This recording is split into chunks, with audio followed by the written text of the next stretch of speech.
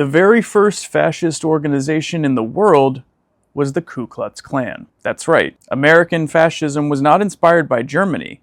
Germany was inspired by American fascism. In his book, The Anatomy of Fascism, historian Robert Paxton talks about fascism as a modern movement. It's something that emerges as a part of and really in response to the Industrial Revolution. It's obsessed with insiders and outsiders, and particularly with this idea of restoring lost national honor. Growing up in South Carolina, history was taught through the lens of something called the lost cause. Have you ever heard the phrase, "the South will rise again"?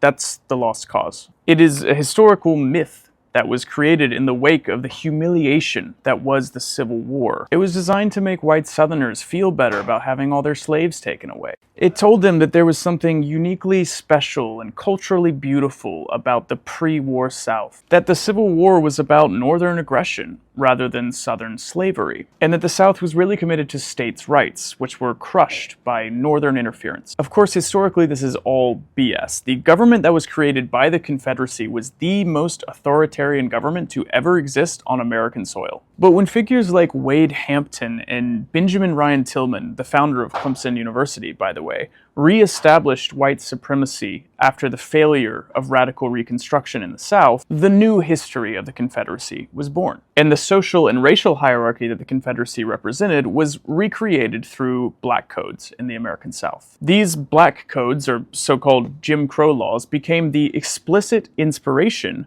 for the Nuremberg laws under the Third Reich. We talk about fascism as if it's some foreign imported European phenomenon, but we actually have our own history to grapple with it here. The KKK became a model for militant fascist street organizing obsessed with a myth of national rebirth and cultural restoration. But it had basically died out by the time formal white supremacy had reasserted itself in the American South. It wouldn't be until the 1920s when the release of the film The Birth of a Nation reinvigorated interest in the KKK and finally created an alignment between the European fascists and a fascist movement in the United States called America First. But that's a subject for another time.